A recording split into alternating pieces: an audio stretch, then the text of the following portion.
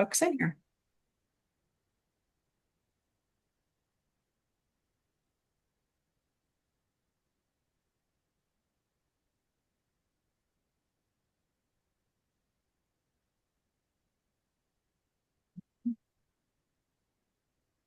Good morning, everyone. We're going to give it just another minute here before we get going. Got some folks still logging in.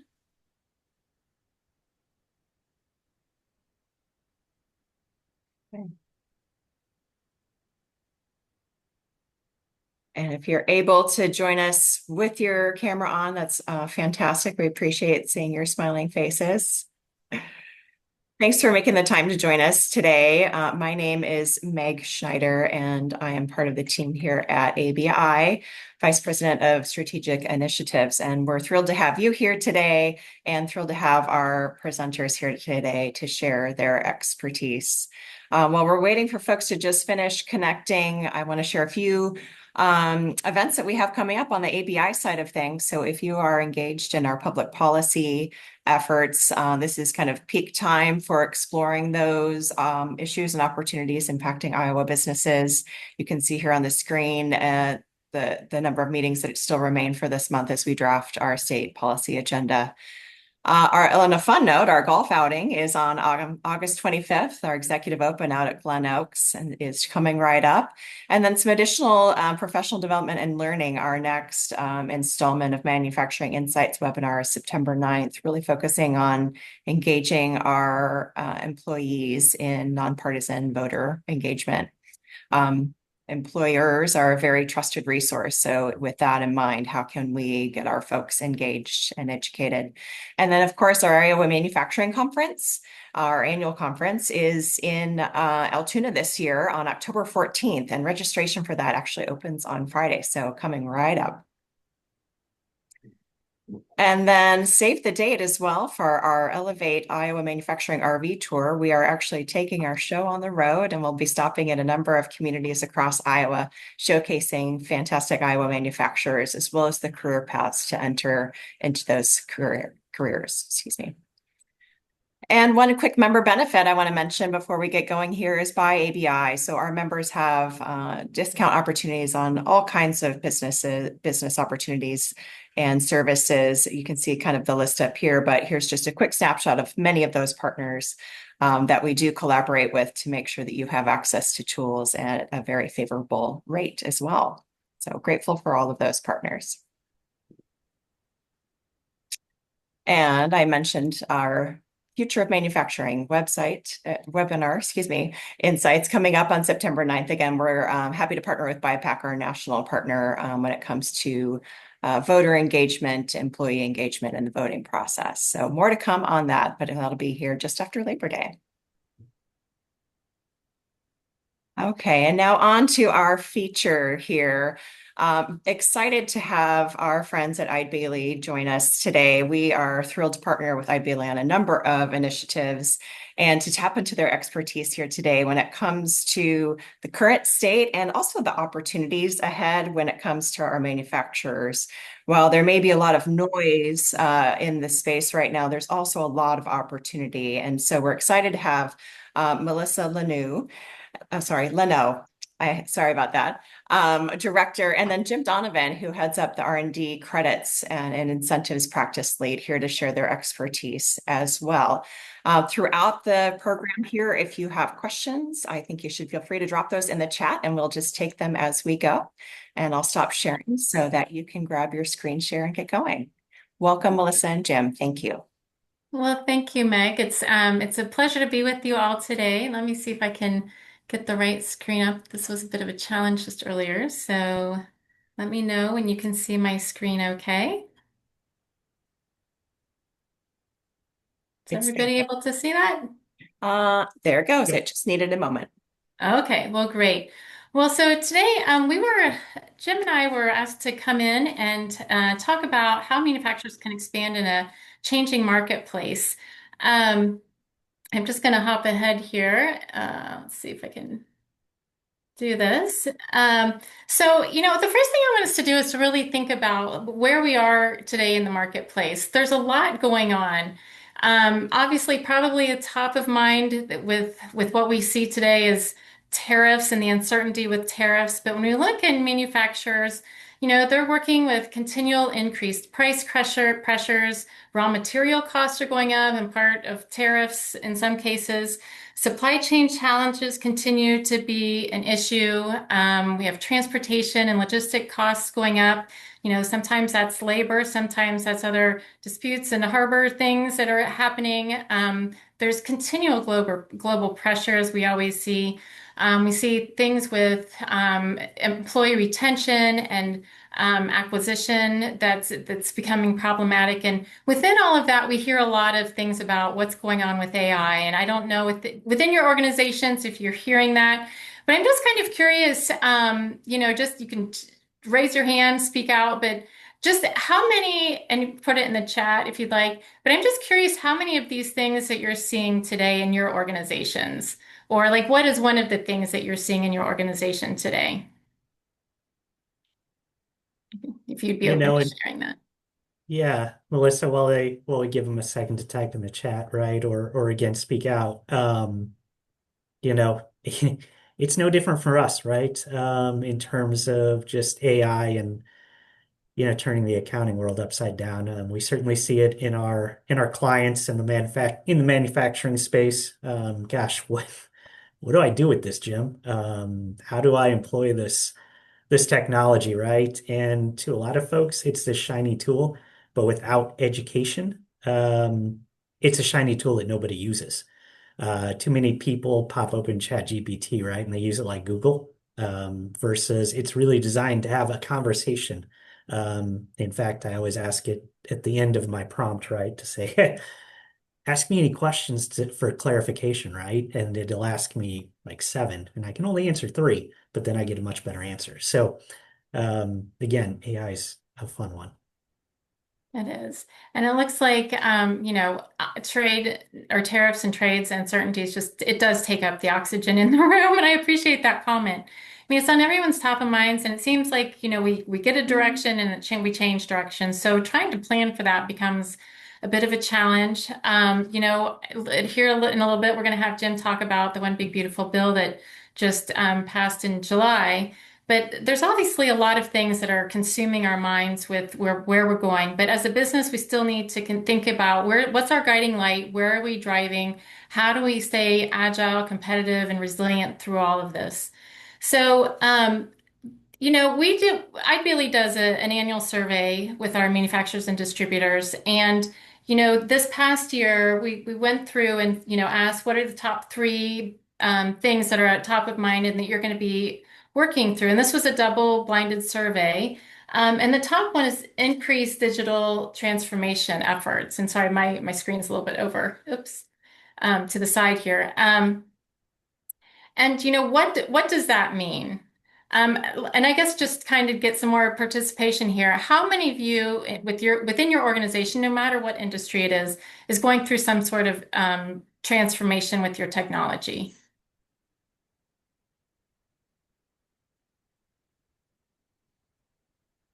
And as we kind of get some feedback on that, what does that even mean, right?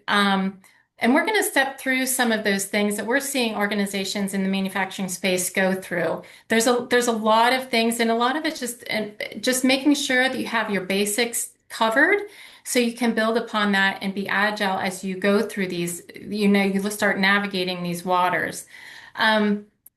The next item that we saw was optimizing your supply chain.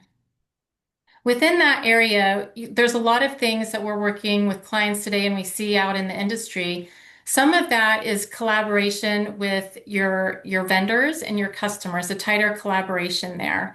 In other places, we've been seeing where people are actually going out on the manufacturing floor and the distribution floor to reorganize their processes to make them more efficient. So that may be everything from really understanding your inventory turns and going through that ABC analysis to maybe re-optimizing the way your manufacturing floor is laid out so that you have the supplies you need for that next work center for consumption and being able to track that automation on that floor. So those are some of the things we're seeing there. The next one is competitive compensation and benefits. That's an area that we are seeing a lot of. I think when we talk to our manufacturers and distributors, there's a lot of issues around employee retention, finding qualified individuals to do some of these pieces of work. There are some things I'm going to have Jim hop in here to talk about that are available, but some of the things we've seen when we've talked to our customers is something around childcare. And Jen, I'm gonna have you hop in on that one too. Yeah, so you bring up a good point, right? And one of the things that, we talk about OB3 or one big beautiful bill, right? There are incentives in there. So if you're well, it doesn't even matter, but if you're a manufacturer, right? And you want to provide on-site daycare, there's actually a credit for that now, or well, it's enhanced, I guess is what I should say. That you can get a lot more dollars back if you hire folks to care for children, or you actually build a facility on campus. So, we are seeing this a lot. The workforce is out there, but there are restrictions, right? They're parents too.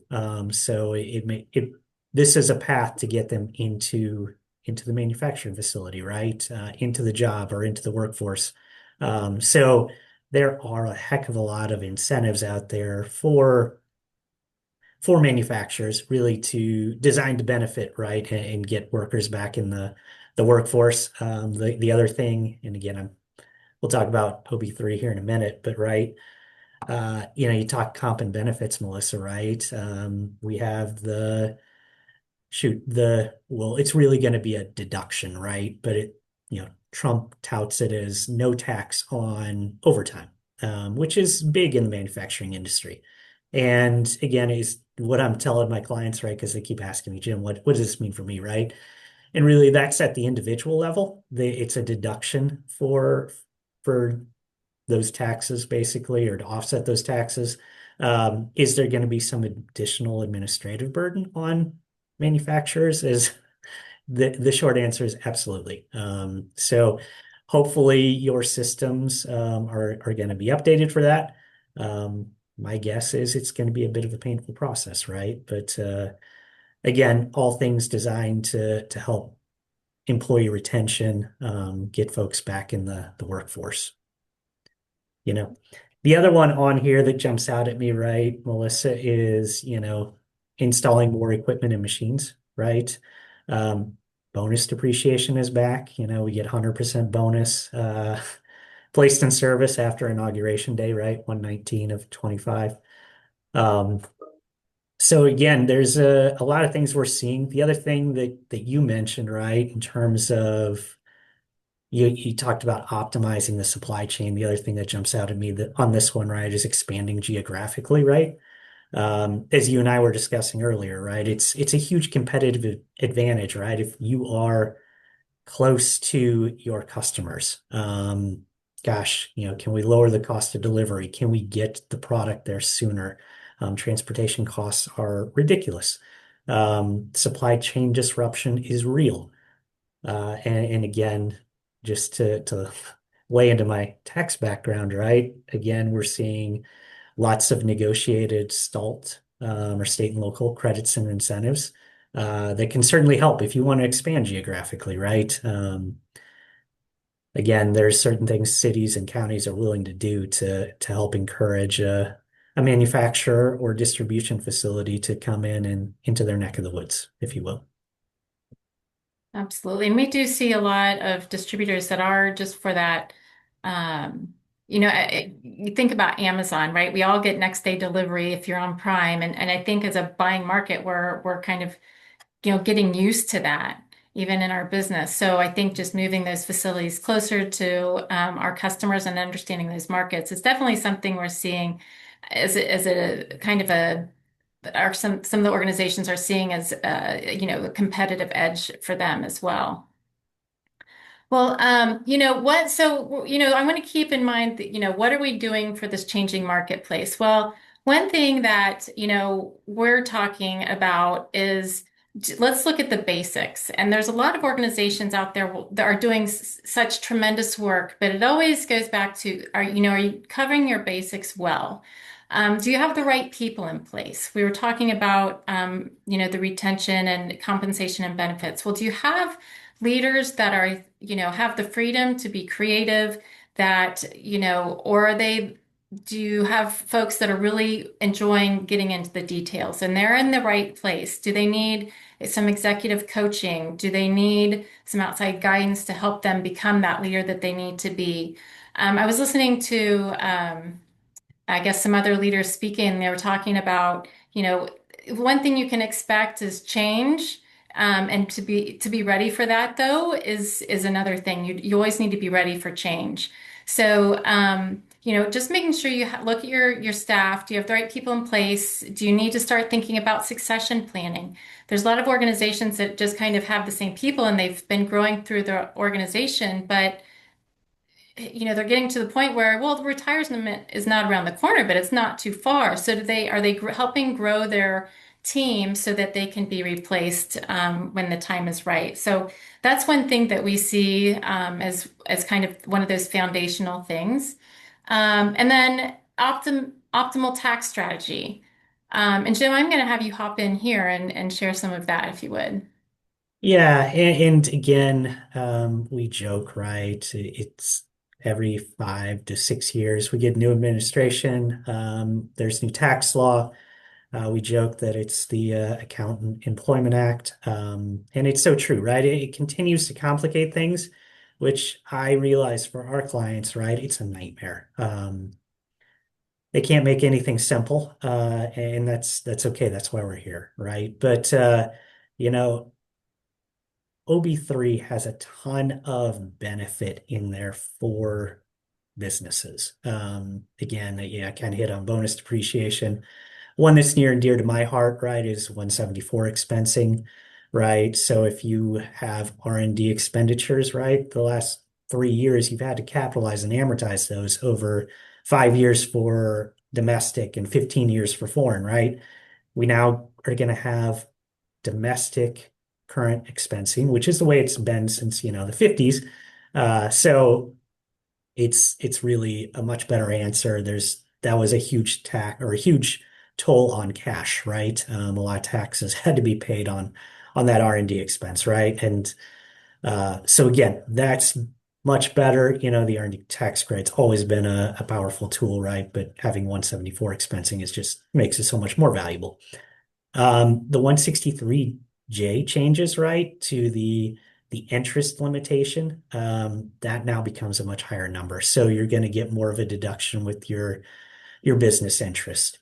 For the pass-throughs, right, out there in the audience, for individuals, the individual tax rates are lower, right? So the top tax rate's at 37%. That is permanent.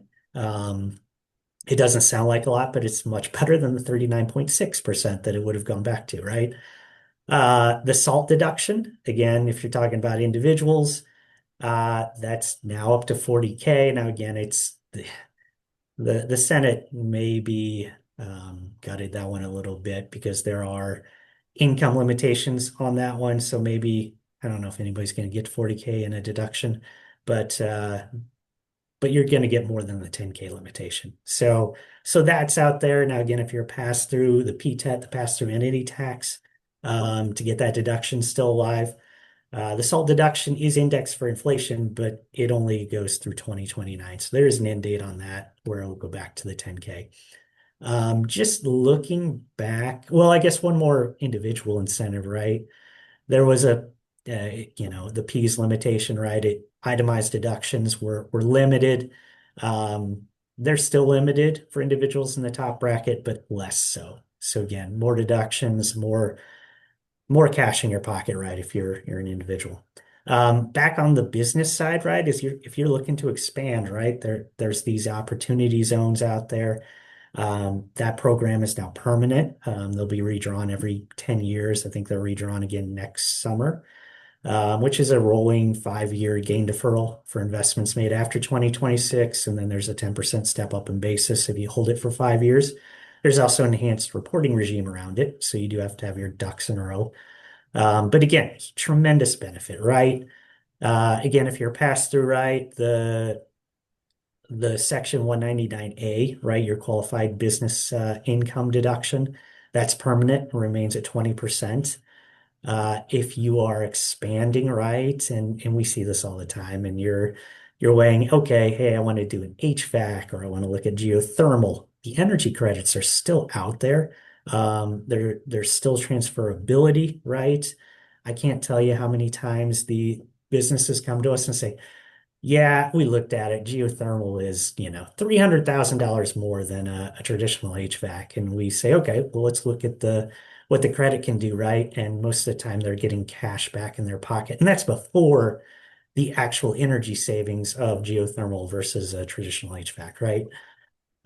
So again, a ton of things in this bill, and it's kind of the tip of the iceberg, right? I don't want to bore you guys with tax law all day. But again, if you're a manufacturer, there are a lot of things that you need to talk to your accountant about just because there's things you need to be taking advantage of. Right. And kind of along those lines, I guess next on that, right? Well, I'll skip one, right? Facilities and equipment. Again, bonus depreciation is back. We continue to see folks invest in equipment, right? And part of it is, gosh, how do we make our people more productive? It's not like they're buying automation equipment to replace jobs. It's how do we make our people more effective with them? So we're seeing a ton of that. Wanted to touch briefly on tariffs because Brian brought it up in the chat, right? And he's right. The tariffs, oh, the uncertainty is painful, right? Um, what I will say is don't think that you're helpless in this situation. There are things you can do to actually put yourself in a better situation. Um, you know, Transfer pricing is one thing that can be used as a tool to help manipulate, right? Depending on where you're putting the value of products and services, if you can move that to a jurisdiction that doesn't have as high of a tariff, then that's a win. So there's a lot of modeling that goes on when looking at transfer pricing, and tariffs are just another piece of that. So just know that there are things you can do. You're not just subject to that pain. So different levers you can pull to try and improve that situation. And I think, Jim, too, one thing that we've seen is, how are the materials coming over and how they're coded for tariffs? You need to be looking at that. I don't know if you want to add into that, Jim. No, you're absolutely right. It is a big deal how they're coded, right? Because certain products are subject to tariffs and others aren't. So again, you need to part of that supply chain, right? Part of that's just working with your vendors to put you in the best position. And I think one other thing that we've seen too, if it's helpful, it's kind of more of a cash flow and how are these tariffs going to change yet again, is we've seen some of our clients start looking into bonded warehouses as a solution for onshoring their goods. So I think that's another strategy that can be considered to help with that, with tariffs too. So, and Jim, you kind of talked about facilities and equipment too. I think that the other part that, when I go out and have the opportunity, I have a wonderful opportunity to go visit our clients and walk their manufacturing facilities and floors and meet the people. And it's really a fabulous gift that I'm given to be able to do that. And one thing, we do look at when we do that is their facilities. I don't think a lot of manufacturers out there today, distributors don't realize, Jim had talked about some of the energy credits on that, but just if you're expanding your facility, upgrading, finding a new facility, there are also some things to help, with incentives and credits there, in addition to equipment.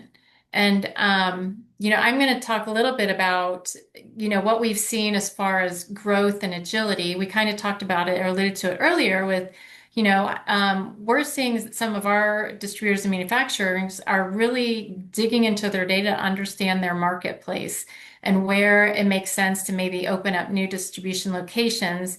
And in that, there's opportunities. And Jim, do you want to talk about that a little bit too? Sure.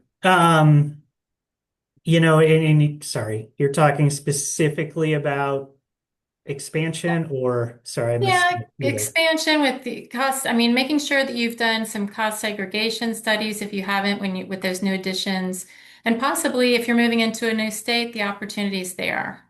Yeah, absolutely. So, this goes back to, yeah, fixed asset services, right? In terms of cost seg, right? If you know, maximizing your deductions around your fixed assets, not dumping everything into 39 year. So cost seg and again with bonus depreciation, that's a huge win. I think we touched a little bit on it earlier, right? But those negotiated credits, if you want to pop into a new state or new county or new location, right? There's folks that will help negotiate those credits for you. Often it's a reduction in sales taxes or different taxes, right? To help encourage you to be in a specific jurisdiction. Um, the other thing that's out there that fixed assets in general are just a pain, right? One of the things that we're seeing more of is just the outsourcing of fixed assets, right? Firms have software and they will streamline that process. They'll let you know, hey, man, this maybe shouldn't be in 39-year property. We should investigate further on this asset that you sent me. So again, there's a lot of opportunity out there to maximize your tax position around fixed assets, new facilities, that kind of thing. And one thing that I also want to hit on, thanks for that, Jim, that we're seeing is, and it kind of hits two legs and some of the issues in today's market, and that has to do with finding people in the warehouse. That seems to be kind of the bigger struggle. And it goes along with equipment, and that, we're seeing a lot of organizations add more automation into their facilities, and that might be conveyor belts, it might be the ways they're picking, it might be some robotics. And there's just so you're aware, there are a lot of options out there today. I know a lot of times there's a significant CapEx outlay for some of that equipment, but there's organizations out there that are leasing some of that equipment today. Even like if you're doing a lot of boxing, there's machines out there that you can lease.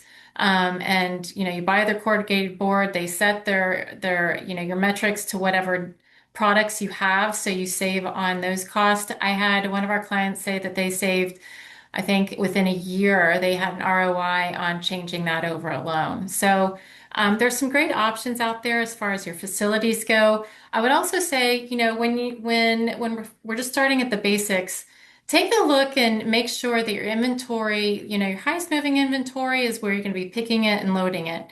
I went through one facility that was significant in size and walked through there. It was a beautiful warehouse facility. It was brand new, and they did have some automation right in the center, but their fastest moving products were the farthest side from where the trucks were that you could possibly imagine. So even though it looked like it was really great with all this robotic stuff, that there's some steps at a minimum they could have saved in addition to the time to get the product out the door. So just kind of, taking a fresh set of eyes and looking to see how your facility's set up is also something within there that I think kind of helps with twofold with two issues that we're seeing today. Um, the next basic is just looking at your processes. One of the first things that I do when I look at, go on a tour is how much paperwork is being handed around, either in the back office or on the shop floor. I don't need to tell you when there's paperwork, there's a lot of human error involved in that. So just getting, identifying where you have that paperwork and facilitating as much as that you can through automation is it helps you be a little more agile and address some of the issues that we talked about with, employee stuff, and just getting, your accurate data into your system so you can understand it.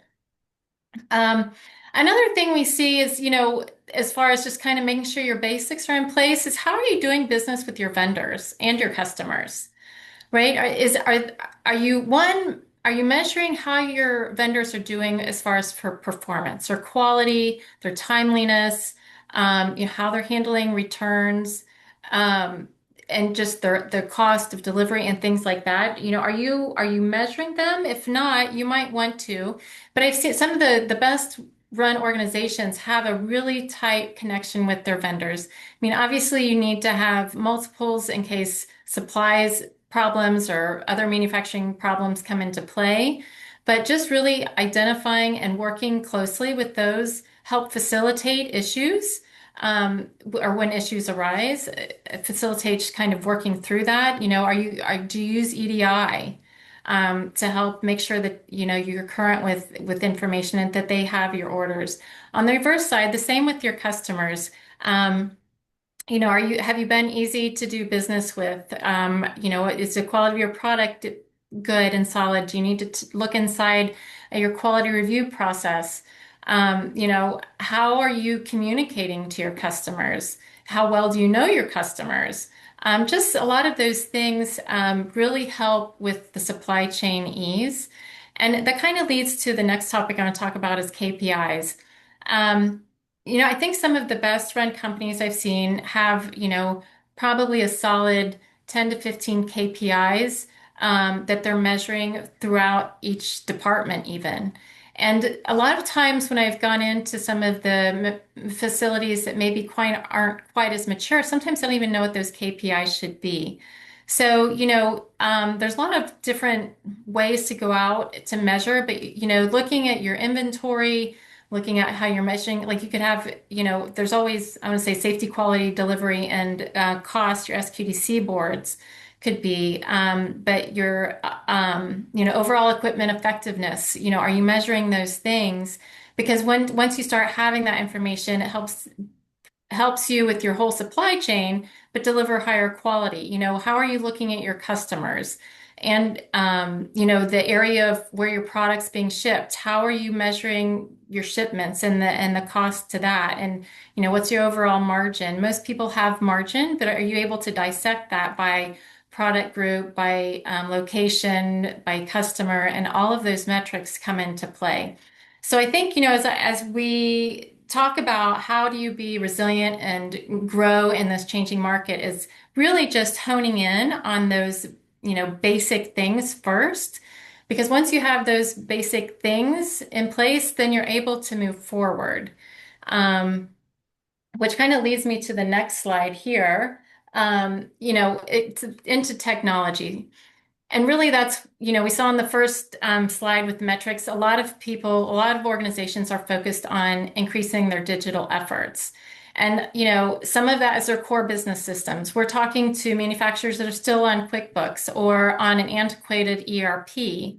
And investing in that is, really key to them. Some of them have a great ERP, but maybe they're not maximizing what value it can get them. They don't have everything on there. I spoke with one manufacturer that had their whole supply chain process on there, except for production scheduling. When you take that link out, it causes all kinds of problems. They ended up spending more money on storage. They weren't looking at the forecasted sales orders, they were looking at historical data to produce. So then they had overproduction of the wrong items. So just really making sure you're maximizing your investments within that core business system that you have is one really key thing that we see our customers doing. Advanced analytics. Oh, go ahead, Sorry, Jim. Melissa, just to interrupt there. And one area that we're seeing a lot of, right, is the core business was here. They built widgets, right? And they have vertically integrated or horizontally integrated, right? They've made these acquisitions and now they have like 8 different systems and they're like they don't talk to each other. We're trying to make decisions based on a lot of different data sets and we can't get it combined, right? So there is a lot of effort being put into, okay, how can we get down to two systems or one system or three systems to make better decisions, right? That is such a great point, Jim. And we see that a lot. Some of the clients that I've talked to are growing by acquisition, and there's no necessarily playbook for how they go about that. So it takes a long time, but that's the goal, is to really get everybody on one system or one talking system, whatever that may look like, so you can then gather the full breadth of information that you need for those business decisions. And that kind of steps into the advanced analytics. You know, I think, when you start off with QuickBooks, you're looking at a lot of financial data. When you start looking at ERP, then you can get some more metrics around your customers and your supply chain. But then when you really want to start digging into things, are you pulling in payroll? Are you pulling in information from your equipment on the shop floor? Because there's a lot that can be derived from that. And we're going to talk about that a little bit more on the next slide. But just, are you able to get the KPIs that you need from your data so you can have really solid business decisions if I talk going forward? Um, Workforce planning solutions is another one that's key. I think it goes to, are you measuring and, also looking at compensation and benefits? Are you able to manage that effectively to keep your workforce engaged? And I do want to say one more thing. It kind of ties into, again, employees and technology. The workforce today is not what it used to be. And, when our kids and the younger generations kind of grew up on cell phones, that's their today world. So to keep them engaged, they're not going to want to use yesteryear's technology, I'll say in quotes. They're going to want to be with something that is kind of where they're at too. So that's something else to think about there. And then, at the bottom, we have cybersecurity solutions. And, um, I know healthcare is the like number one targeted, I think, industry, but manufacturing's up there. And working with our cybersecurity team, what I will say is, while they're very creative and seemingly getting more creative, hackers really go for the lowest hanging fruit. So there's a lot of focus for cybersecurity for that. And we'll talk about that a little bit more on the next slide too. Well, and if you're a government contractor, right, it's no longer optional. You have to have things in place these days. So, uh, That's yes. right. If you're selling to the Department of Defense, there's the cybersecurity maturity model certification that's a requirement. So if you do happen to sell DoD, be aware, if you're not already, that is something that you'll need to address. All right, so with technology, again, thinking about how to be agile and resilient as things change, just I kind of just wrote down, where do you start with this? And we're probably all, as an organization, and even in our home lives, it's always like, well, what's the latest model of, what's our latest phone doing, or what's the computer doing, what's our house doing?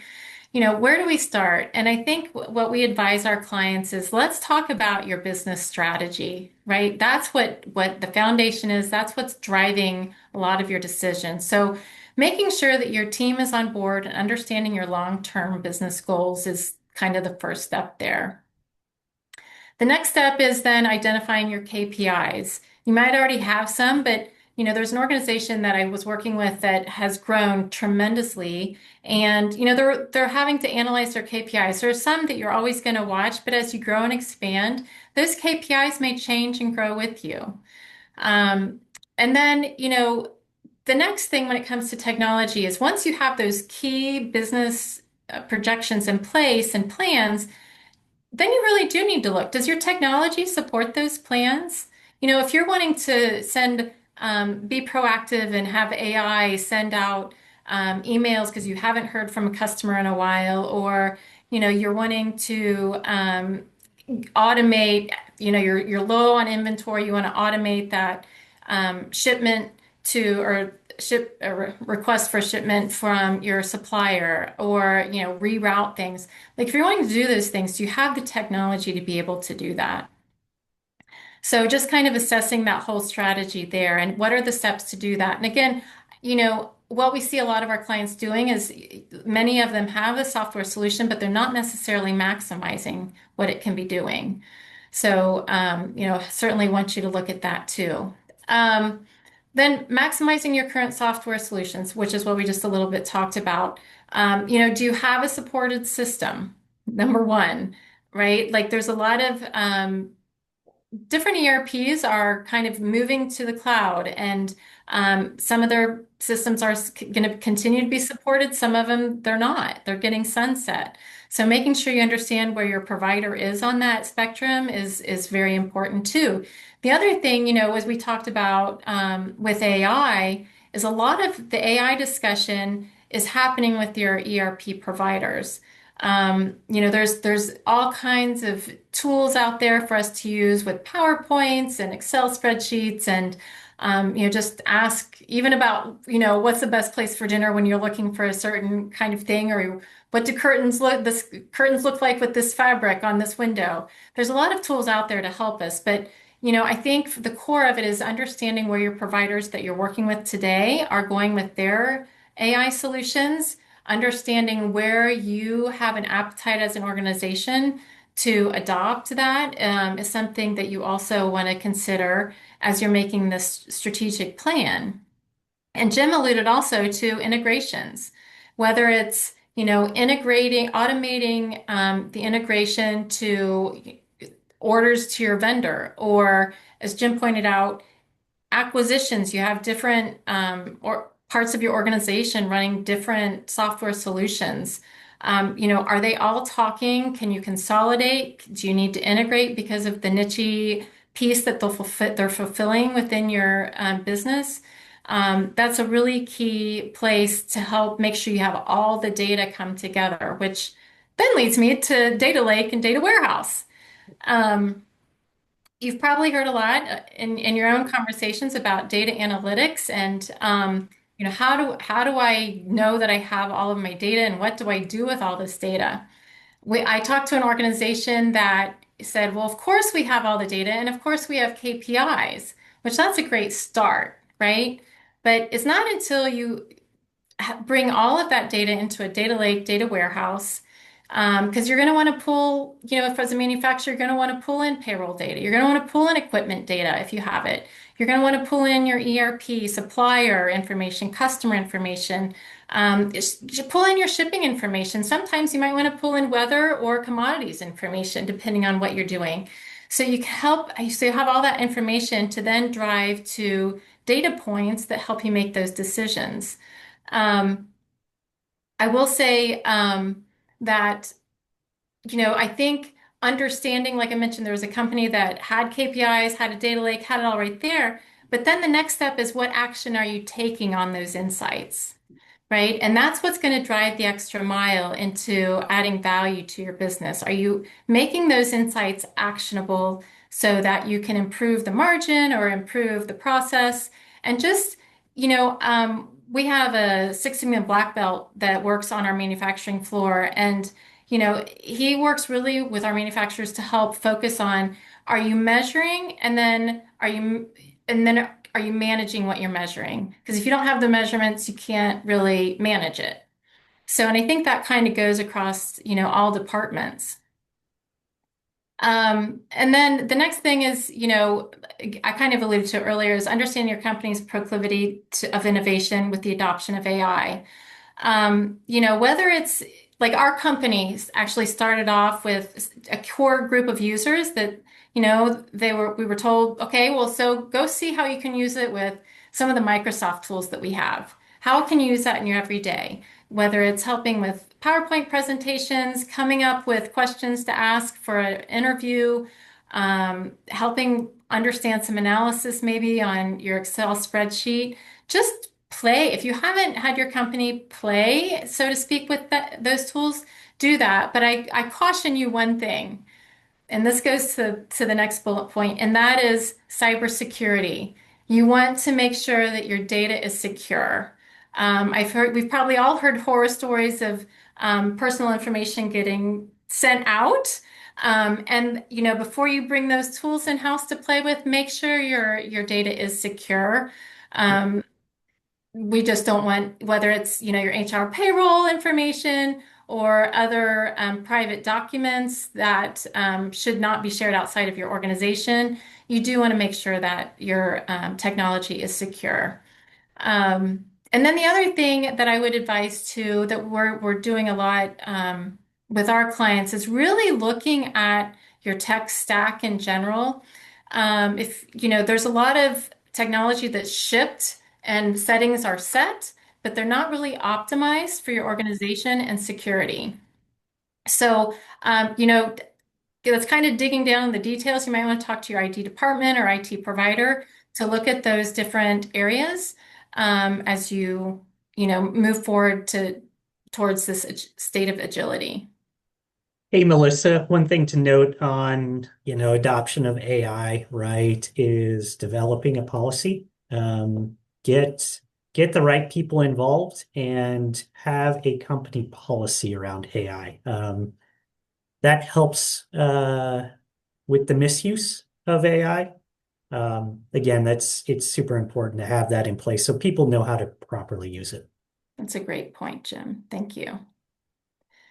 Um, and then just the last thing is, once you have all of these elements in place, what do you do with that, right? Well, I think some of the gains from that is really better understanding your customers for better retention, growth, and it allows you to understand when things change with your customers. You can adjust to that because you have that data then. We talked about new distribution centers. A lot of our customers are actually looking for places to grow to be closer to where they have bigger markets. So their materials might get there. There might be some cost effectiveness with freight with that for them. So that's another thing that you can look at. Reshoring, we're seeing some organizations that are bringing manufacturing back in to the US.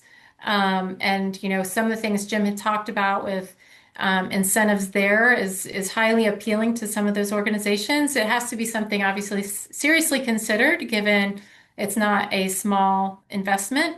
Um, but it is something that we're seeing to address some of the tariffs and the unknowns. Another thing is just new products. I think, in your manufacturer, some things you just do really well, but with new materials and well, always things are always changing. There's some opportunities with that, in addition to collaborative filtering. And I recently saw that term. I really kind of like it. But what that relates to is like at Amazon. When you buy something Amazon, it says, oh, people who bought this product bought these other products. So depending on, your industry, that can be helpful insights into growth of your business as well. Another thing we've been seeing to help with, dealing with resilience is we've seen a lot of mergers, acquisitions, and organizations moving to ESOPs in order to, either transition to grow their supply chain or just to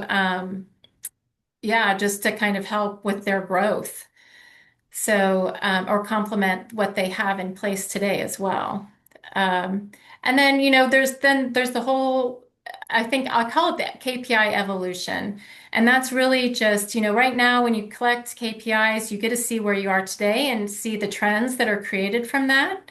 The next step from that then is, if you've heard it, is predictive analytics, where it's like based upon these trends, these are outcomes that, we're going to predict, and we may need to make some adjustments on that.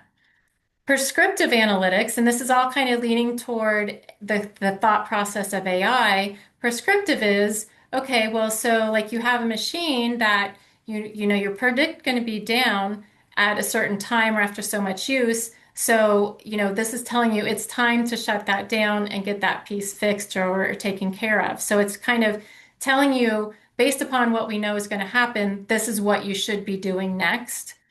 And then that moves us into smart manufacturing, where kind of will say, okay, well, because of these problems that we see coming down the run, coming down the road, here are the steps that we need to take to adjust for that. And that could be anything from, ordering from your suppliers, much earlier in a larger quantity to, maybe switching to different pieces of equipment. But there's a lot of different things when you start getting into manufacturing that, end up relating. It's kind of the steps of evolution of KPIs, which is kind of, I think, where we all kind of start out with. So that's kind of what we're seeing as far as, how analytics then help with some of that transition and keeping our organizations agile, ready to, be innovative in how they're thinking and really truly just drive some, strategic direction in where they're going. So with that, that's all I have. Jen, do you have anything else that you want to add to that? No, that's well said, well articulated. I think that, yeah, kind of gets us to a point, right, where questions, right? Anything we Yeah. can answer? That's fantastic. Perfect. Yeah, if you have questions, feel free to drop them in the chat, or you're also welcome to unmute and just ask them directly. I will share while folks are thinking about that ABI, we recently surveyed our members, and you brought up AI a few times in that sort of sphere. 89% of our respondents are exploring integrations or are already using AI. So I find that very encouraging. That is. Yeah, exactly. Yeah. So, and appreciate the great reminders today to take that step back and get the 40,000 foot view and keep your focus or refocus and double down.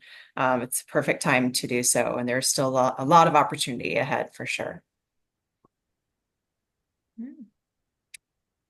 Okay, Not seeing anything in the chat, I'm Meg. not either. So I was just going to say last call for questions. Otherwise, we'll express our gratitude again to Melissa and Jim for sharing your time and expertise today. Certainly appreciate it. And just as another note, Ideally regularly publishes reports that touch on this type of work as well. So keep them in mind or seek your own counsel on these types of opportunities that are ahead. Thanks so much for joining us today. We'll return you to the rest of your afternoon, and we'll see you on September 9th for our next installment of Manufacturing Insights. Thank you much. Thank you. Thank you.